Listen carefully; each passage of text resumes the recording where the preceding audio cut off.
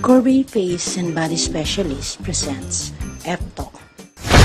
Today on Ftalk, kilalanin natin ang kauna-unahang babae na naitalaga bilang chairperson and administrator ng Subic Bay Metropolitan Authority.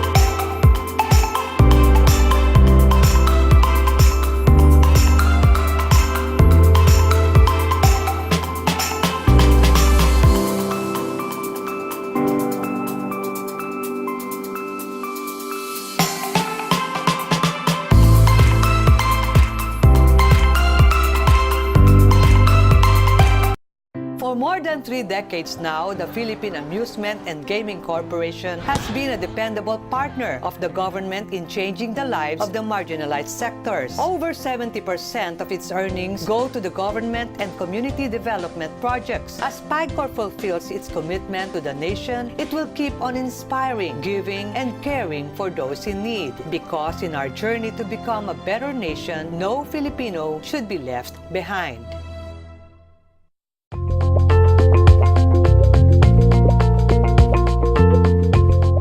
American philanthropist Melinda Gates once said, "A woman with a voice is, by definition, a strong woman." That is why we can't deny the fact that the number of female leaders is increasing, and among these leaders is Sbma chairperson and administrator, Atty. Wilma Eisma. Atty. Wilma Eisma was appointed by President Duterte to succeed Senator Richard Gordon's former position as chairperson and administrator of Sbma. They feel that it was only right that a successor must originate from Olongapo. Atty. Eisma, popularly known as Atty, made a history when she accepted the position, making her the first female chairperson and administrator of Sbma. For the employees of this agency, it was a big adjustment. First time to have a boss lady, and it's I'd say there's a lot of adjustments because you really have to pay attention now on more on details because unlike with men, they're more generalist, so to speak. Malaki po yung pagkakaiba kasi before mga lalaki yung boss ko po. Iba yung pag-treat nila sa sa amin. Working with Chad is very challenging kasi ayaw niya ng anak na tatanga-tanga. So dapat laging alert, laging ready. First time na she was here, no, nakita namin kagad na wow, as a woman, no, very ideal na ganyan agad yung na-feel namin na wow, idol, girl power ito, no, and then nakita pa namin how she works, no, at talagang nakakatulala, nakaka-proud, no, na how she works very hard for not only siguro dahil din sa passion niya and yung love niya for the organization. It's both difficult, challenging, and rewarding. You know, that could be an oxymoron, but because she's a slave driver, but then you also get a lot of benefits because you learn from her. She's very smart. She's one of the smartest bosses I've had. After the adjustment period, her children, as she would refer to her staff, start to learn so many things from her, particularly on work ethics. Nakita nila kung gaano ka-dedicated sa trabaho si Chad para lalo pang mapaunlad ang Sbma. Ito ang naging motivation at inspiration nila. She is really a very good teacher, even if she does not teach you directly, but you observe her and you will learn a lot from her. Kung paano siya makipag-negotiate, how she transacts with people of all ranks, of all levels, iba-ibang sektor. And that's how I learned. Working with Chad, I won't say that it's easy, but you know, having a boss like her, she's not perfect, she's also human, but you know, she can always use her charm in, you know, in everything she does. The way she treats her job is it's not a job at all, but passion. So that's what makes us also motivated on how we see her to be passionate boss. No, she's really very charming, as I said. No? Very humble. And we learn a lot of things about her every day. She says that to dream is free, and she has lofty dreams and ambitions for Subic. She has this dream of Redondo. This is a mountain here in Subic that's basically a green field. So she wants it to be mixed use, industrial, commercial, residential.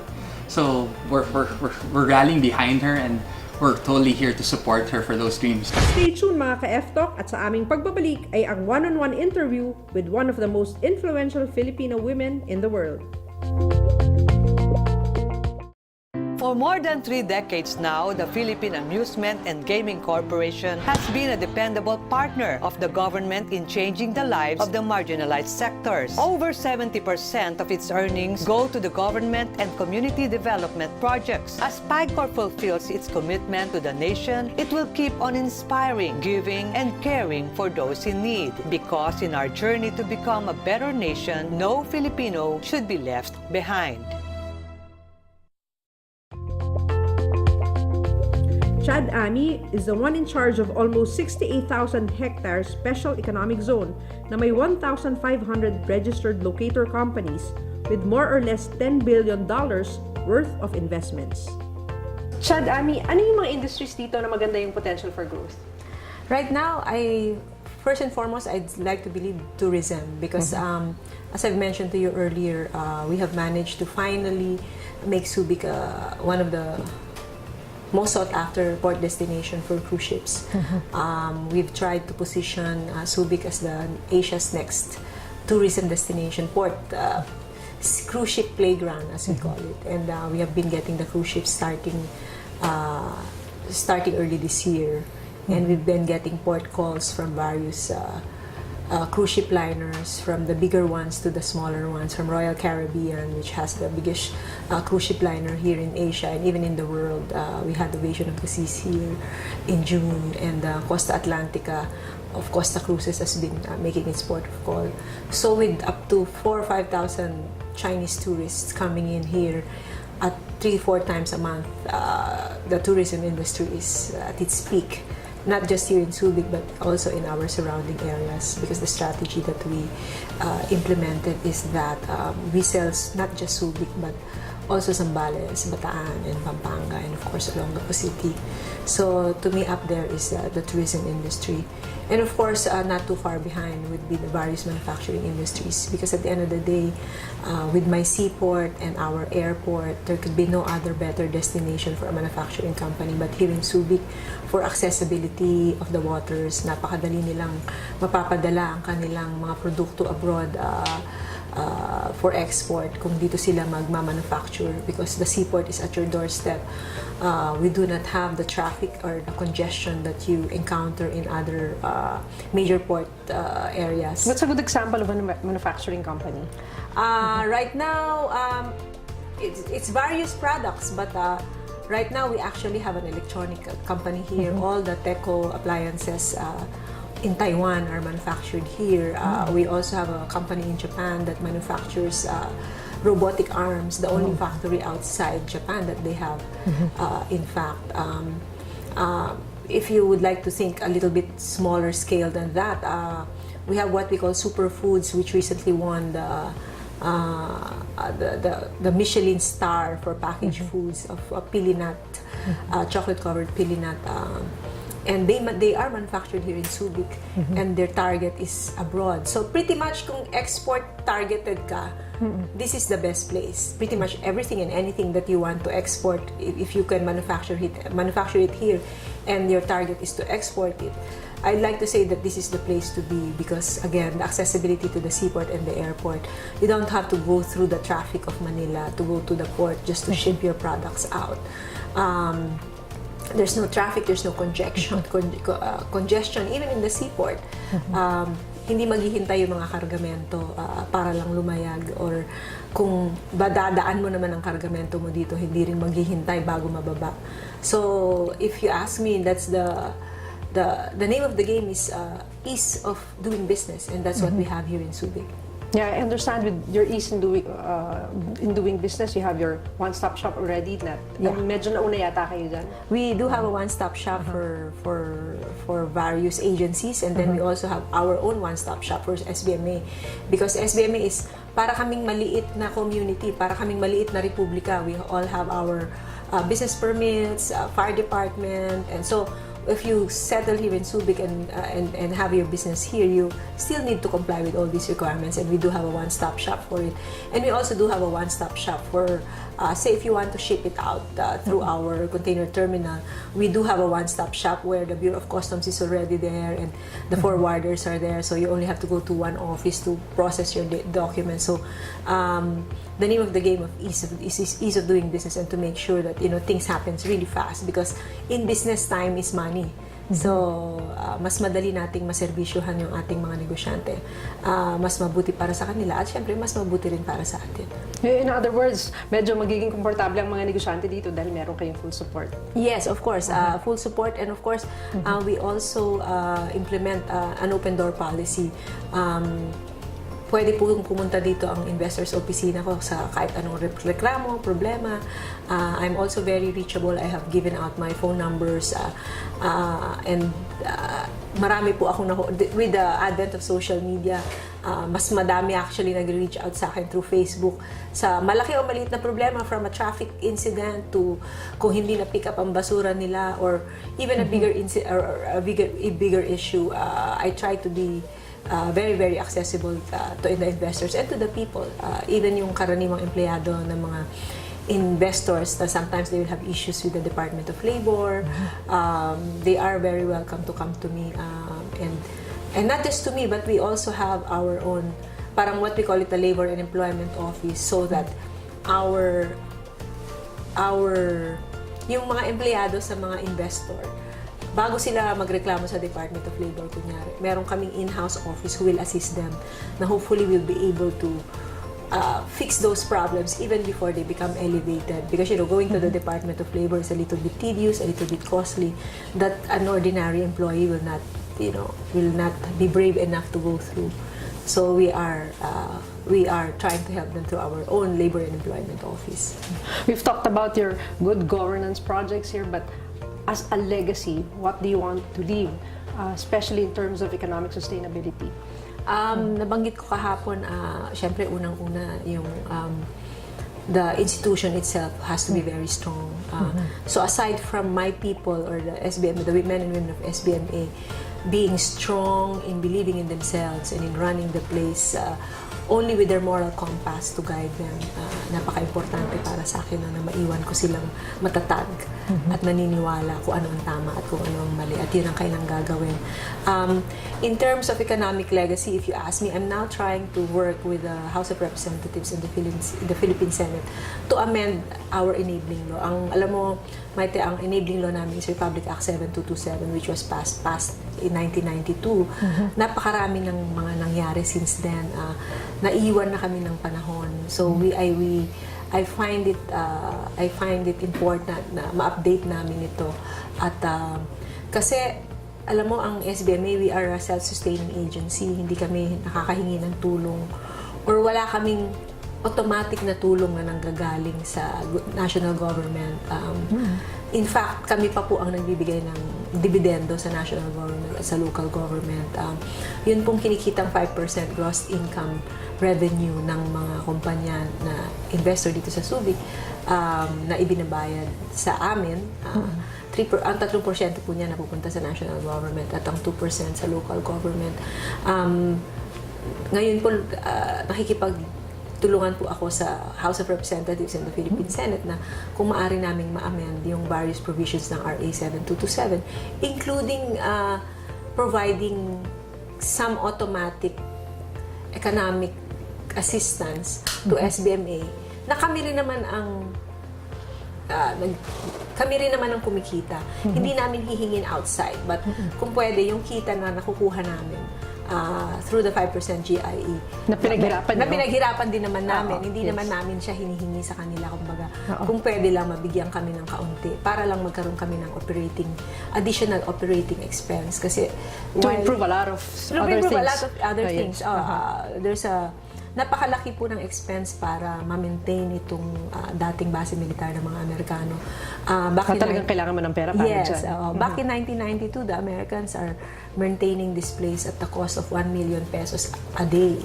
So 365 million pesos a year just to maintain it. You know, to keep its roads clean, to keep the buildings fit and everything in tip-top shape. And that's in 1992 prices. It's now 25 years later. And since the Americans left, there has been nowhere near that amount has been given to the Subic Metropolitan Authority to maintain the properties left by the Americans. And you feel you deserve a share on that? Sana, yes. Yes, I do. I do believe that we do need the share and we do deserve a share. Particularly, we are the ones who are actually working hard for it.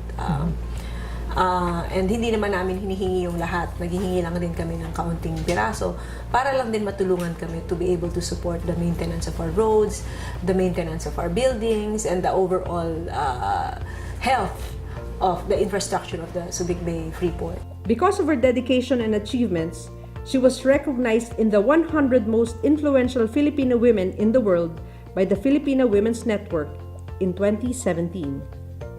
So, you've been very busy doing all these things. Paano love life? Well, love life can wait until 2023 when my term ends. Actually, July 1, 2022 because my term ends at the end of June. So, I'm so looking forward to have a life starting July 1, 2022. As a final question, what's your leadership motto? Leadership motto. To me, it's about malasakit. Kinakailangan magmalasakit tayo. Hindi lamang dun sa mga mahal natin sa buhay, kung hindi yung sa trabaho natin, sa bayan natin. There has been, ang tagal kong iniisip kung ano ang definition ng malasakit in English. And then, I realized it was staring right in front of me through a favorite line of a favorite quote of former U.S. Senator Margaret J. Smith, where he said, "Public service is not just doing a job efficiently and honestly, but it's a complete dedication to the people and the nation." So I would like to believe that my leadership style is that, a complete dedication to the nation and to the people to do what is right. Yes, very well said. Thank you very much. Sabi nga ni Chad Ami, ang liderato ay tungkol sa pagmamalasakit. Kinakailangang magmalasakit tayo hindi lamang sa mga mahal natin sa buhay, kundi sa trabaho at sa bayan. Yung tapang ng loob ko, my very strong personality, tinuro lahat yan ng tatay ko sa akin. So you get the magic of that. We are really bicycle friendly. For more than 3 decades now, the Philippine Amusement and Gaming Corporation has been a dependable partner of the government in changing the lives of the marginalized sectors. Over 70% of its earnings go to the government and community development projects. As PAGCOR fulfills its commitment to the nation, it will keep on inspiring, giving, and caring for those in need. Because in our journey to become a better nation, no Filipino should be left behind. Good morning at Ftalk. We are now here today at Corbay Face and Body Specialist. Kasama po natin ang mga naggagandahang dilag at ginoo. Nandito si Lian, si Josh, at si Elmer. Magandang umaga sa inyo. Hi, good morning. Magandang umaga. Good morning. Pwede ko bang matanong, ano bang ibig sabihin ng Corbay? Ang Corbay ay face and body specialist siya. So, nagki-cater kami sa lahat ng mga non-surgical na, let's say, sa facial, meron din kami mga slimming treatments, may mga laser from, let's say, from warts removal to hair removal. So, basically, everything na non-surgical and non-invasive. Why did you call it Corbay? It's a French word of curves, actually. So we call it Corbay Face and Body Specialist. Yeah, that's what we French, get. yes. Yeah, French name. Kasi, Curve nila. yes, oo. Kasi very mga French looking no? Really French. Yes. So you are partners in this endeavor, no? Yes. We are. Paano nagsimula ito? Only one Actually, nag-start kami 5 years ago. So, hooray, 5 years na ang Kirby. We started July 2013. Tapos With friends or? With friends. Yeah, with friends. 5, yeah. Collaboration siya ng mga group of friends. Tapos lahat kami mahilig kami magpa-spa, magpa-facial, magpa-slimming, magpaganda in short. Yeah, So yun, before Kirby, kakaibigan na kami. And then we've decided na since mahilig din naman kami, why not put our own? Yeah. Or at least, diba, ito na yung namin, puntaan. Very specialized ang mga machines nyo, no? I've been here last week and I saw your machines, very specific sa ito para sa taba, ito para sa tiyan, ito para sa mukha, Yeah, we have different laser treatments for different concerns, like for fat, for losing weight, for skin, for warts removal. So we have that here at Kirby. Okay. Oo, tsaka yung mga machines namin, mind you, galing talaga siya sa Europe, ganyan, from US, Italy, US. So, mga magagandang quality. So you're calling it a face and body specialist. But at the same time, it's also like a clinic kasi it's good for your health, no? And I understand you have infusions as well. Yes, Oo. IV infusions, we have yung mga glutathione, vitamin C infusion, we have almost about everything. Basta hindi lang, actually pwede din naman kami ng invasive, pero we have mga doctors, tapos you have to have an appointment with them first. Ganyan. Meron kaming doctors or dermatologists on call.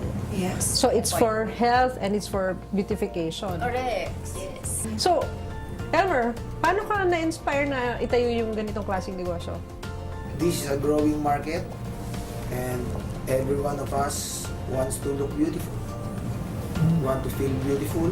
Even the young ones are very conscious with their skin, their body, their shape. So we cater from teens to senior.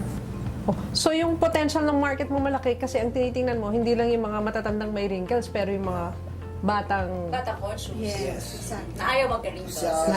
Ayaw magka-pimple. From 18, Yes. 18 years old, Oo. up, conscious na lahat yan. Conscious na lahat yan. So lahat sila nagpupunta para magpaganda. Yes. Pwede ba tayong mag-rundown ng mga services na ino-offer nyo? Yeah, so we have facial treatments, body shaping treatments, laser and light treatments, and also we have non-surgical aesthetic rejuvenation, tsaka IV therapy, and yung mga injectables like IV drip, so we have all of those. So yung facial treatment, anong ginagawa? What makes you... Ang mukha, una, okay. We do like cautery, yung mga wart removal, cleansing, everything that we peeling, so everything na concerns sa mga pasyente na kailangan gawin, we do it here. So, basically, yung complete package siya ng kung ano man yung pwede i-ask nung person na yon para to be treated na sobrang paglabas na ng Kirby, sobrang ganda ng pakiramdam niya dahil ang linis na ng pores niya, natanggal na lahat ng mga impurities ng skin like whiteheads or sometimes, di ba, we tend to have pimples, yun. So, paglabas nila yung parang feeling na, wow, parang malinis. Yung slimming machine, di ba? They go through the slimming machines. Slimming capsule, we have. Yes, we also. So example, ano yung capsule? Meron kaming slimming capsule. It's also made in Germany. Ano naman siya, pagpasok mo, it's like, yun, kaya capsule ang tawag sa kanya. Para siyang capsule na aangat. Pero yung face mo naman is nakalabas. So, this is the only treatment na you don't really have to go to the gym but you will shed a lot of pawis. Actually, ako, if I go inside the capsule, I lose about 4 pounds of water retention, especially if you're very active in your lifestyle and gusto mong mag-lose ng water or yung mga sodium natin inside our bodies na. Siyempre, ang hirap, like you have to go to the gym. Ito, hihiga ka lang. And then, nawawala yung mga unnecessary or yung mga So yung mga toxins. water. Yung mga toxins. So it's also healthy. It's also healthy as well. Yes, no? very healthy. For 30 minutes of time, then you will detox your body, you'll lose some water in your body. At the same time, it rejuvenates your body and skin. Oh, lalo na yung mga hindi pinapawisan, suddenly papawisan sila. And you don't have time to go to the gym. It only takes 30 minutes for you to have the treatment and tanda ko ka na after that. Si Elmer, pumapasok ka ba dun sa capsule machine? Pati ba mga lalaki? Actually, may mga lalaki rin kami clients mahilig, yeah. They love the So men and women? Correct. Yes. Oo, dapat kumbinsihin nyo ito pumasok. Although, pero medyo slim naman Mas siya eh. gusto kong mag-jogging na. Lagi na lang. Oo. Mas gusto niya facial and drip and massages. Maraming men ha, na Yeah. nagpapa-slimline. Line. Okay. So, gusto mo healthy yung mga, gaya ng mga drips nyo. Vitamin drips ba itong pinag-uusapan natin? Yes, actually. Vitamin. Oh, what are the vitamins in your drips?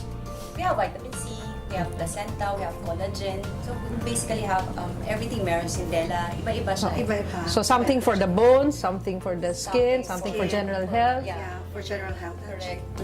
O, na-try ko naman yung sa tiyan, yung ginaganon-ganon. Ang tawag doon? We have Cavitation the ba yun? Cavitation as well. Vela. Yeah. Vela and cavitation. Ano yung difference nila? RF. Oh, yeah. RF. Yes. Yeah. What are They're those- for losing, those- losing weight, losing fats, breaking down fats in the body. Oh, so for example, may isang pumasok dito, would you recommend the RF or the Vela?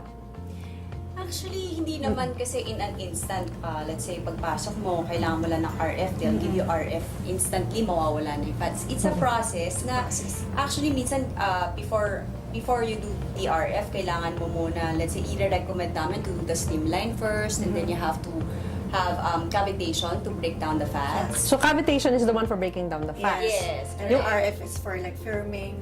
And Ah, slimming. okay. Slimming as well. Oo. Pwede ba siyang nami-mix o dapat one after the other? One after the other. So ano yung nauuna? Yung Usually, cavitation or kami yung cavitation, and then you do capsule, and then after that, pwede kang Firming. mag-firming ka ng RF. And toning, we have toning also for the muscles naman. If you're payat na and you need to tone the muscles, What do you call that? toning Yeah, naman. toning machine. Ah, toning Yeah, the machine. So it tones your muscles para magkaroon ka ng mga six-packs actually. Ah, talaga. So paglabas mo dito, sexy ka. Yes. Kaya pala ganyan ang kanyang mga body. At kayo mga corbeille. Yes. It's French word for Yeah. curves. Kaya pala puro curves ang mga lumalabas dito. Yes. Bakit hindi nyo sila imbitahan para pumunta naman dito? We would like to invite everybody to please come and visit Curvey Face and Body Specialist. It's located at Mandala, Shaw Boulevard. At Curvey, we pride ourselves on always going the extra mile to ensure that every visit is a unique and enjoyable by our team and professionals and highly trained therapists. Kaya visit na po kayo and please call us up at 655-7866 for appointments. And to know more about us, visit our website at www.corbet.ph, and you can call us at 655-7866, and our cell phone number is 0998-992-8783 for schedule and appointment. Thank you so much.